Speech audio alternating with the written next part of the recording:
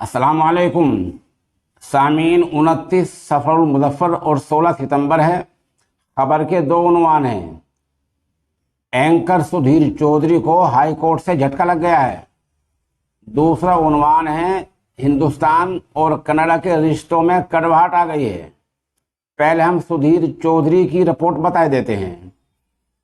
दरअसल अभी 2-3 रोज पहले आज तक टीवी चैनल के एंकर सुधीर चौधरी के खिलाफ कर्नाटक पुलिस ने एक एफआईआर दर्ज की थी, जिसमें दफा लगाई थी दफा 153A और 505।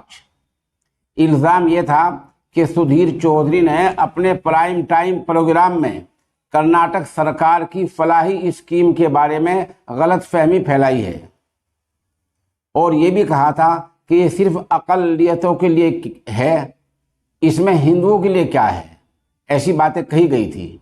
इस बात को लेकर कर्नाटक पुलिस ने सुधीर चौधरी के खिलाफ एफआईआर दर्ज की। सुधीर चौधरी भागे भागे कर्नाटक हाई कोर्ट पहुंच गए और वहां दरखास्त दी कि इस पुलिस की एफआईआर को रद्द कर दिया जाए, क्योंकि एफआईआर बनती नहीं है। फाजिल जज साहिबान ने मामले की सुनवाई करते हुए कहा कि रद्द नहीं की जा सकती है, इसकी सुनवाई होगी और इसी मंगल को सुनवाई होगी।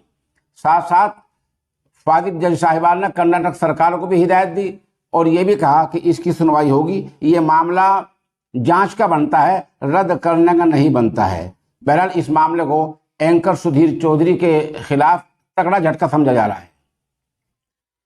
दूसरा मामला कनाडा और हिंदुस्तान का है। अभी G20 समिट में कनाडा के वज़ीर-ए-आज़म ट्रूडो हिंदुस्तान आए थे। हमारे मुल्क के वज़ीर-ए-आज़म नरेंद्र मोदी ने उनके सामने कनाडा में हिंदू मंदिरों में तोड़फोड़ और दूसरी बातें उठाई थी। जैसे ही वापस गए तो वहाँ बवाल मच गया और अब अक्टूबर में वहाँ के वज़ीर हैं मेरी एनजी। अक्टूबर में उनकी आमद यहाँ तय थी और वो तिजारत के लिए तय थी, बिजनेस के लिए तय थी, लेकिन वो उनकी आमद रद्द हो गई है। उधर वज़ीर-ए-आज़म की तरफ से कल हमारी सरकार की तरफ से कहा गया था कि कनाडा के साथ जब ताल्लुकात मज़ीद अच्छे होंगे तब वो अपने यहाँ से दहशतगर्दी का खात्मा करेगा। बहरहाल एक तरफ दो खबरें हैं, एक में कनाडा और हिंदुस्तान के दरमियान कड़वाहट आ गई जैसे हमने बतलाया।